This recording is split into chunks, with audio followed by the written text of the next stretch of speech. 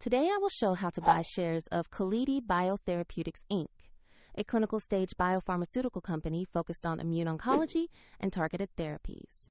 It trades on NASDAQ under the ticker CLDI. This is an educational guide and not financial advice. To trade a stock, you need a broker, and I will use eToro as an example to demonstrate the steps. After registering, you must verify your account with an identity document and add funds before you can place an order. Open the broker's search bar and type the ticker CLDI to find the listing. Select the result that matches Calidi Biotherapeutics Inc. to open its asset page. On the Calidi Biotherapeutics page, you'll see a short company profile and a price chart that shows recent movement.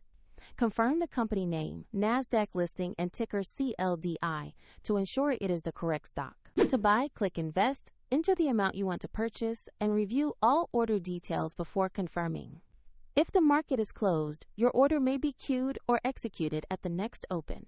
And if funds are insufficient, the platform will prompt you to add money before completing the trade. After the trade, the Calidi position will appear in your portfolio where you can monitor it. Check the video description for a helpful link to eToro.